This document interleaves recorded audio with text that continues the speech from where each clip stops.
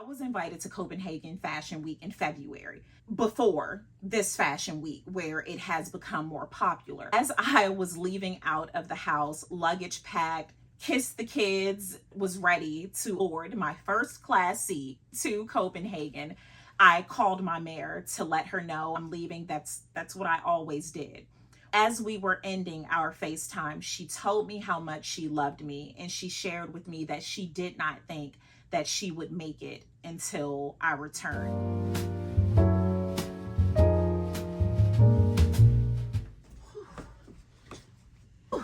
Let's chat. Bonjour, mes amis, and bienvenue to a chat and repacking vlog. C'est moi, Jessie, your resident Francophile, and here on Cappuccinos and Consignment, I focus on lifestyle, travel, and finance. S'il vous plaît, take a moment to like, subscribe, and follow. Follow me over on Insta. I have a blog, and just search for Cappuccinos Consignment on TikTok. So today, I want to chat. Let's chat. I feel like there are some things that I want to get off my chest, some things that I wasn't quite ready to talk about in the past, and I need to get this stuff repacked, so I'm trying to multitask here. Everything is content. Everything is content. On my last vlog on Tuesday, you all saw me in these pieces. It's summer. It's summer, dear. Although I have fall and winter on my mind, it is indeed summer. The hottest summer in the history of summers, I believe, in fact. And I had to adorn myself in all of my fabulous fall and winter attire because I have a project that I'm working on that's set in fall and winter, but it's really not fall and winter, but you can't wait until fall and winter. How many times did I say fall and winter? So I need to get those things packed up, and I am happy to announce, drum roll please, I have proper storage bags. It's the small things. It is the small things. So in the previous vlog, I feel like the vlog opened in my storage unit, where that was in fact my first time ever visiting the storage unit. The husband had taken everything pour moi because I was working on everything here. The redo of the dressing room. I am still moving things out of the loft. There's so much. So it was really last minute. When I got that storage unit, it was like, just go. Just get these things and go. So we use like contractor bags. We use what we had, and that is okay. And that's one of the things that I want to talk about as we repack these things. Don't let the opinions of others about what you have affect you. It's something that I experience offline, of course, absolutely offline, but it's more prevalent when you are online. Why is that, you may inquire? It is because more people have access to you. When I was not online, I only had to deal with the opinions of those who physically saw me and perhaps the people that they talked about me with, those kind of things. But being online, you open yourself to the world, truly. And that's not me exaggerating, because I would never. Open yourself up to the world, and with that, you open yourself up to everyone's opinion. Everyone is going to tell you what you need. Everyone's going to tell you what you shouldn't do. Everyone is going to tell you what you should do. But do not let that stop you. Case in point, my dressing room. For years, I had my industrial garment racks that I absolutely loved. And I can tell you, as much as I love these, I do, I miss them because the storage was everything. I was able to store most of my bags in one place. There was storage at the bottom. Like, it was just really, really practical. I knew that those industrial racks weren't forever, but it held me over until I could figure out what I wanted to do. That was something that I often got teased about here online. People would say the most just mean things about my tacky and ghetto and cheap, which they were not. Those racks are pretty expensive. Just say things like that. Why don't you have a better looking system? Why don't you get the white things that everyone else use? That's just not me. I have never been into that aesthetic. One of my random degrees that I started was industrial design. I really, really love industrial vibes. And I knew that getting a white system or just a built-in system was not something that I wanted. So instead of listening to just the negativity and noise that I received, I paced myself and I did what I wanted to do. So apply that to your life. Someone is always going to have something to say about what you do and don't do, but the only opinion that matters is yours. Don't let people rush you to do things that you are not ready to do. And it's just so funny because well, it's actually not funny, but that applies not to just tangible things. I think about when I started, let me start working, and the hangers are not going to match because these are going to my storage unit. So I'm just grabbing all the random hangers that I have. Think about that with regard to even content creating. When I first started, which I'm still relatively new to social media, I think people forget that I am not an OG when it comes to content creating, to being in fashion and design. Oh, I'm OG. My degree is in fashion design. I studied in Milan, Italy. I am true to this. Content creating, I'm not. I am really, really new when it comes to content creating. And I feel that people forget that. So there are so many things that I am still learning because it is new to me. I mean, what did you start and you were just so good at it the first time? Like, think about it. It all takes practice. So I even remember thinking back to my first, maybe 2 or 3 vlogs. I would get comments, oh my God, we're so tired of seeing the same thing you post on other platforms, blah, blah, blah. Well, pick one. Pick which one you want to watch me on. But do not try to discourage me. I am trying to figure out the buttons here. I am trying to figure out the features. Extend people grace. We are all learning in whatever it is that we are doing, and that's okay. But that's the sad part about learning in public, is that everyone's critiquing. And the odd part is the people who are critiquing typically aren't people who are doing it. Because when I would clap back, and it really isn't a clap back, but when I will respond to messages such as, oh, perhaps you should do it.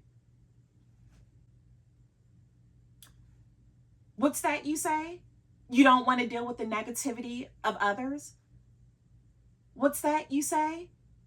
You don't want unsolicited comments? What's that you say? You're camera shy?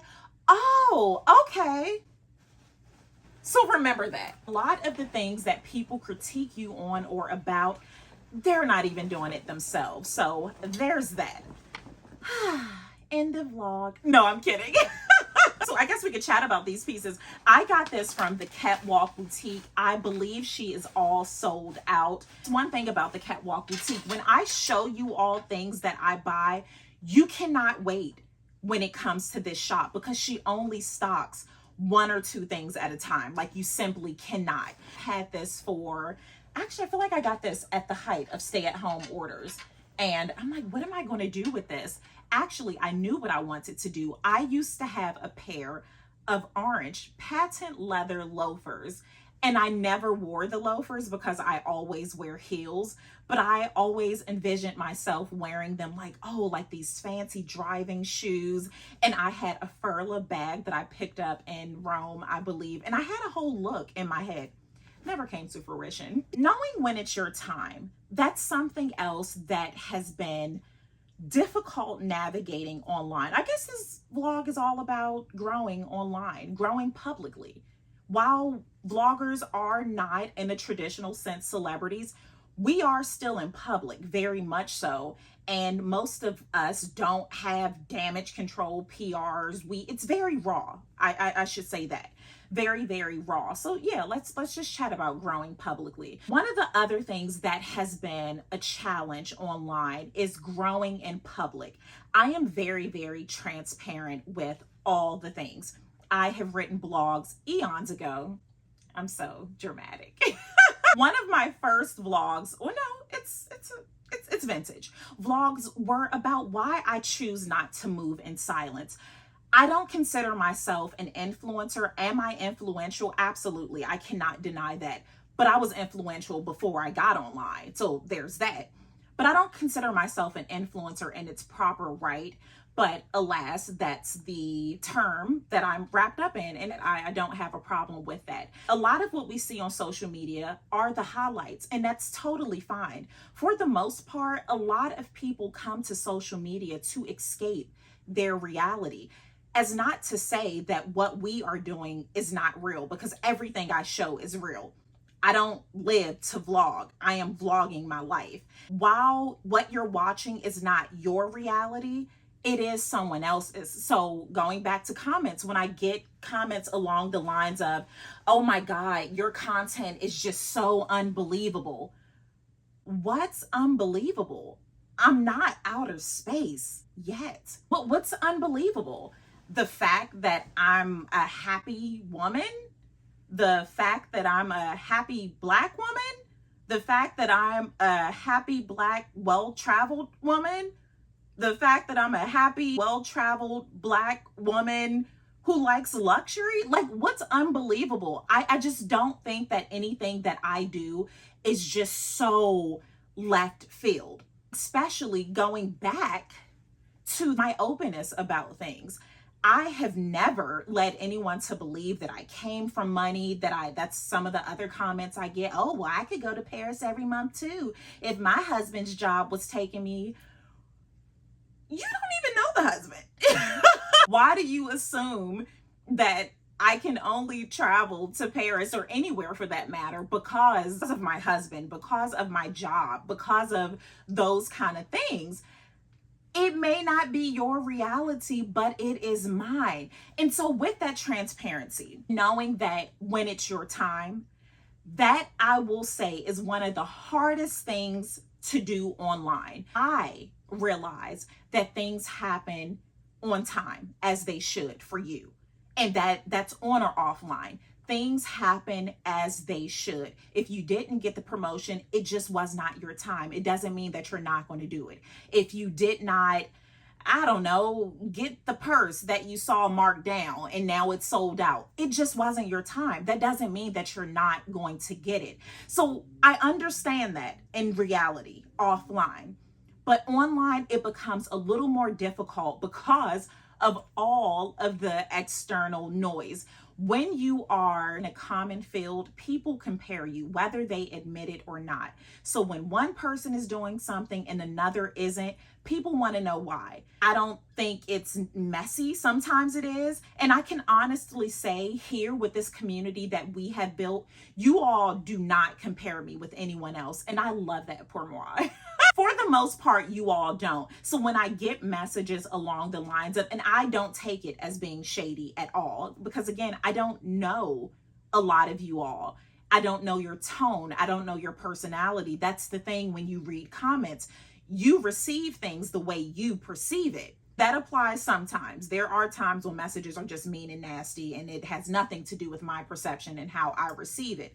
But I know when someone is new because of the comparison. Vintage Mezzamie, you all never compare me to anyone else, and that does mean the absolute world to me. So when I get those comparison messages, I know that the people are new. I'm human. I am absolutely human. So when people do point out some things, it's like, oh, well, why didn't I do that? Or why didn't I get that? Or why didn't? And I have to pull back to my reality offline that it is not my time and not everything is for you. Just because someone in your age group, your, I don't know, your church, your neighborhood, your profession is doing something doesn't mean that that is meant for you or even that that's something that you're interested in. So case in point, most recently, it's going somewhere, bear avec moi. Most recently, Copenhagen. I say Mezzamie, but I don't know if this person is a vintage Mezzamie or not. Mention, why am I not at Copenhagen Fashion Week? Because everyone else is. So an additional story time that I can now speak about. For so long, I just wasn't ready to. I was invited to Copenhagen Fashion Week in February, before this fashion week where it has become more popular. I was invited in February. My subscription group, my accountability group, they knew about this, but I never shared it here because I never made the vlog. As I was leaving out of the house, luggage packed, kissed the kids, and was ready to board my first class seat to Copenhagen, I called my mare to let her know I'm leaving. That's what I always did. While we were FaceTiming, she told me how happy she was. She was so excited, and I'm back. She was so excited. She just knew that I was going to do so well, and it filled me with so much joy.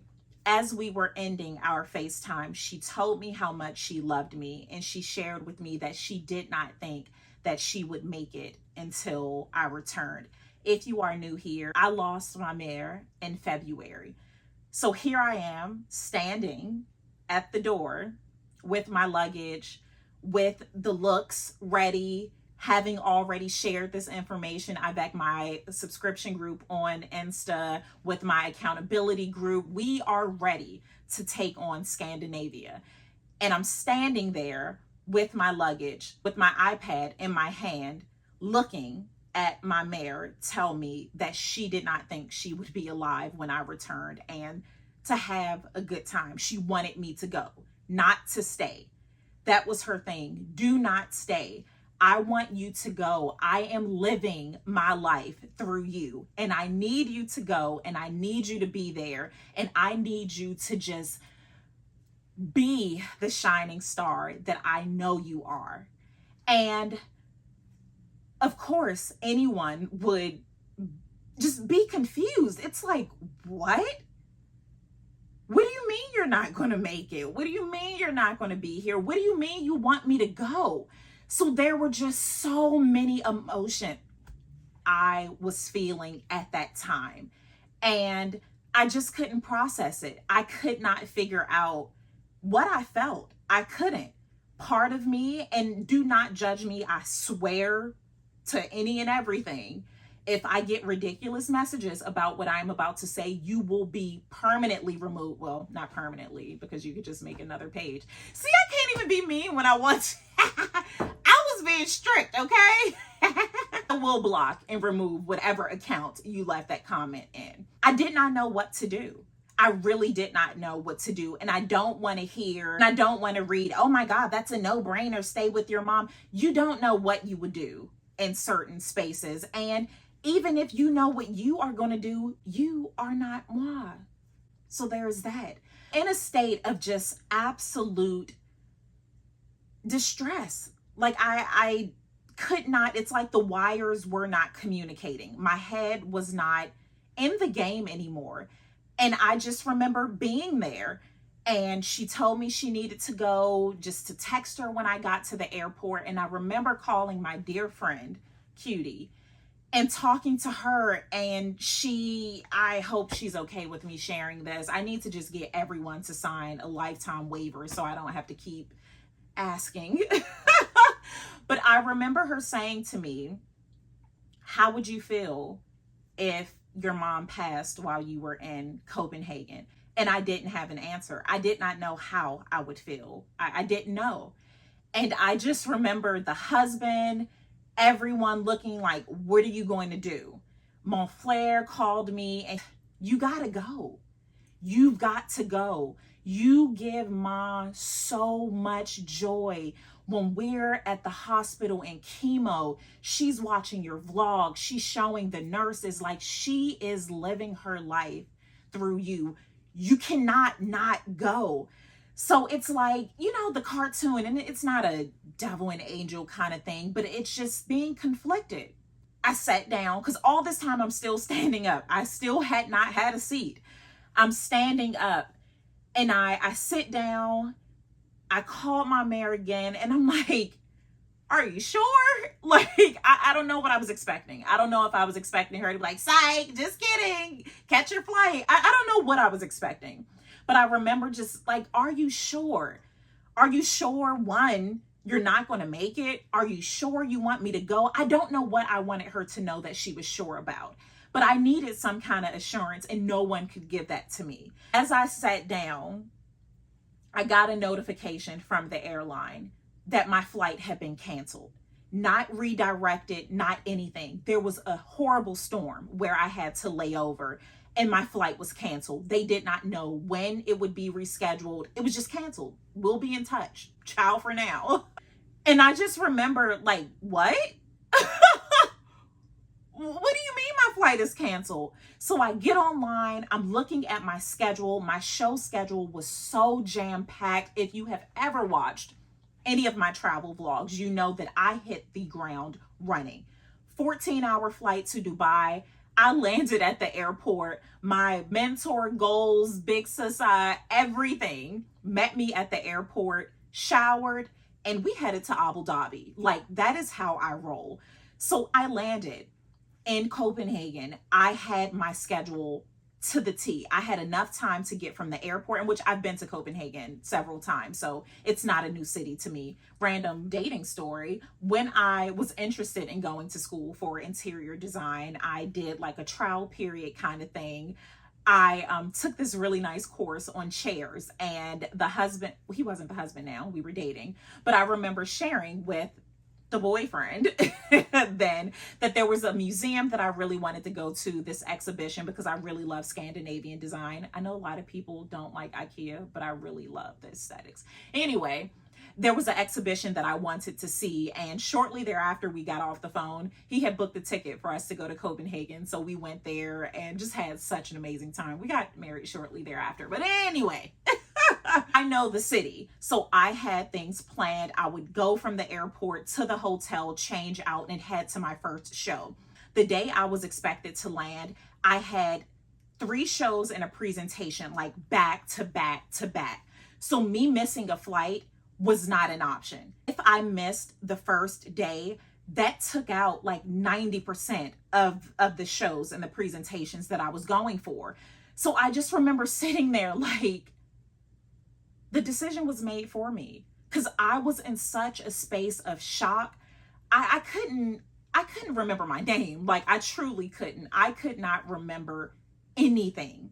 And so it was, I don't even, now that Fashion Week is back upon us, because I canceled all of Fashion Week.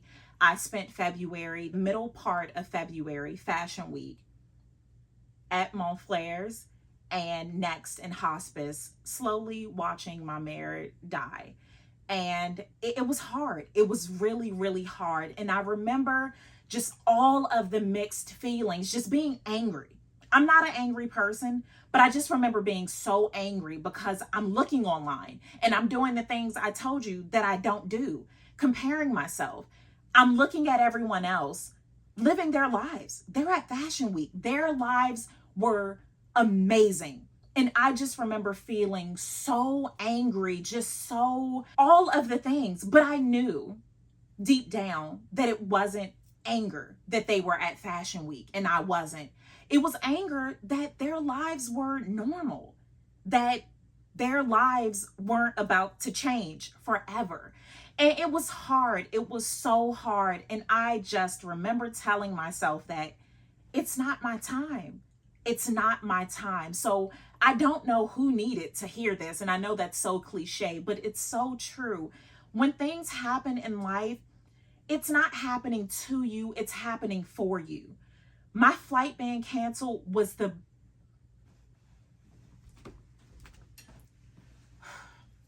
that was awkward. My flight being canceled was the best thing that could have happened to me. Would it have been so amazing to be one of the first fashion girlies to take on Copenhagen Fashion Week in this sense? Because again, I had been to Copenhagen several times, but online. Would that have been so amazing to be a part of? Absolutely. Being there, avec ma mère, advocating for her like no other. That was my time. That was my time. Timing was everything. And I look back and I'm still just in awe. Before you inquire, no, I am not okay. I have never been okay since losing her. And even up until today, a few hours ago, Montclair came over because the news segment, he's helping me with that. And I caught myself saying, like, did you talk to, and we just looked at one another because we knew where that sentence was going. I'm supposed to be getting this stuff together. So sometimes it's just not your time, and that is okay. That is okay. And I keep repeating that because I still have to convince myself that it is okay. It is okay to not have things figured out. It is okay to not be with the in crowd. It is okay to carve your own path. It is okay to not be okay. And I can tell you, mes amis, I have such a great life, but there are so many things that I could let overshadow the fact that I have such a good life. My teenage son, he has been on the bone marrow transplant since he was 2 and 3 years old. I deal with so many things that I have yet to share here. Life is real. Like, if you all knew some stories, you would question my sanity. Like, you really would. You would question how I remain in this form despite all the things that I go through. But I know that it's going to be okay. And even when it's not okay, it will be. So yeah, that's my 2 cents. So it's been very, very interesting. I never regret online. And even that was all about timing. The dear cousin of mine, I shared this time and time again, but if you are new here, my dear cousin years ago told me I should start, this was just blogging. I don't want to say it was before YouTube or any of those things, but this is when content creating was not a big thing. Like, blogging was the source of content creating. And I remember my cousin telling me, you have got to start blogging. And I thought that was so crazy. I was living in either Milan or Istanbul, and her telling me that you have got to share your travels. You have got to share just what you do in a day living in Milan, living in Istanbul. And I thought that was so weird. Like, who would want to read about me just living my life? It turns out a lot of people do, but it's about that timing. I was not ready. That was not my time. So randomly, years and years later, when it was the time, I called her, that same cousin who had told me years ago I should do it. I called her and she came over to my house that day, and she did my domain and all of those things because I didn't know what to do. She said to me, what's the name? What name do you want to do? I picked the most difficult name ever, and that's Cappuccinos and Consignment. The worst name, because everyone misspells it. But it was my time, and it is okay when it is not. It was my time. It was my time. So extend yourself grace, mes amis. You have to, whether you are online or not, rid yourself of that pressure. You must. As long as you know that you are doing whatever it is to prepare yourself for the life that you want. That's the difference. I will say, I don't believe you can just have a thought and do nothing with the thought, and when it's time, it's going to come back to you, or it'll come to you. I do believe we have to be proactive about things, but do the best that you can. That's all you can do. So when I get those messages of telling me what I need to do, no, I need to do the best that I can. I need to use the resources that I have.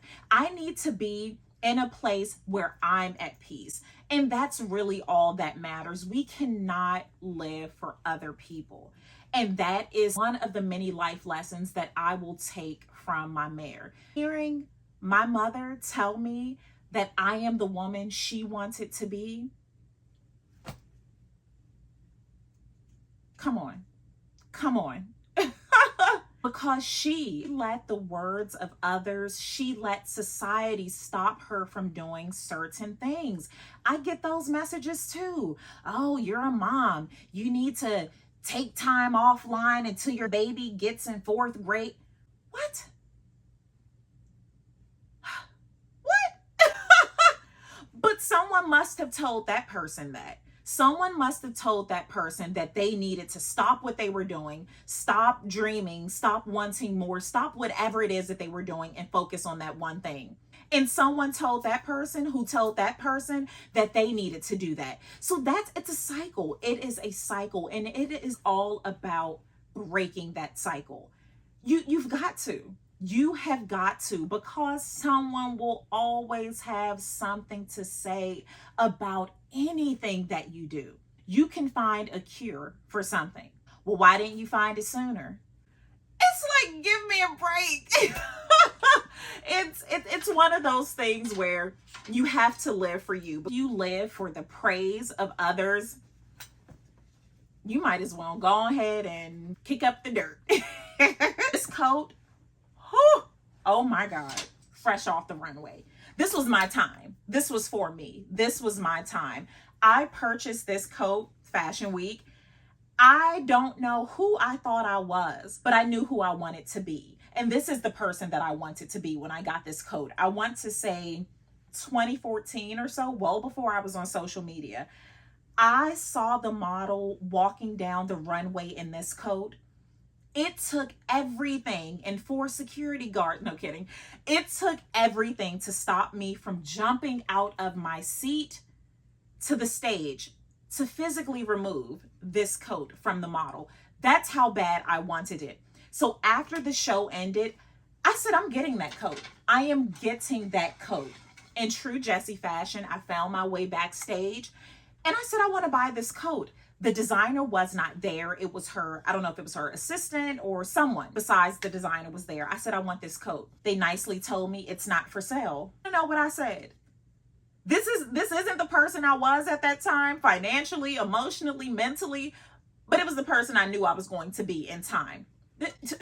This is what I said. I'm trying to make a straight face because I was stern when I said this. I said, I didn't clear my throat though. Everything has a price. And it worked. It worked, y'all. At that moment, the assistant called the designer. I saw him standing over, looking me up and down. The designer got on the phone, told me the price, and I said, okay, do you take cards? When I tell y'all I paid for this coat for so long, but it was so worth it. It was so worth it. And this is the thing with social media. I'm not going to stop wearing this coat. I don't care how many times I'm photographed in it. I don't care. This is one of one. No one else in the world has this coat. No one. Do you think I'm not going to wear it? And this coat has to see Paris. This coat has yet to see Paris because it's so heavy. Like, I'm questioning if it's going to stay stable on this rack. This coat weighs more than me. Like, it truly does. So when I go, it has to be really cold. I'm just going to have to wear this. I will have to wear this. And once I get to my section, the flight attendants, they'll just put it in the coat closet. But I have got to wear this. I really do. Okay, I really need to get this stuff packed so I can head to the storage unit and get some things done. I really just wanted to chat with you all because we haven't had a proper chat. It's been some time. So merci beaucoup. I really do hope that these messages helped you somehow. I know that everyone isn't online, but so much of what I speak about, it applies offline because that's really where it matters most. So again, merci beaucoup. I appreciate the continued love and support that you all have always shown. Pour moi, ma famille. You all used to love on my mare, the messages you sent from Montclair. We appreciate it so much. I really, really do. It means the world to me. And I will be certain to share the news segment because as you are watching this Thursday, I'm on the news in a good way. And I manifested that, okay? I go back in the vlogs. I chatted about manifestation on my vision board. This was the first year I had ever created a vision board proper because I always make collages and those are low-key vision boards. I said that I wanted to be on news segments, like in a good way, not, missing and stuff. I wanted to be on the news and it's happening. Like 3 days after making that vision board, I was on my first news segment. And now, as you are watching this, I am live. But I'll be sure to share the link. So hopefully you're watching both of these. Put me on your tablet, your computer, your TV. Jessie. So until the next vlog, ciao for now.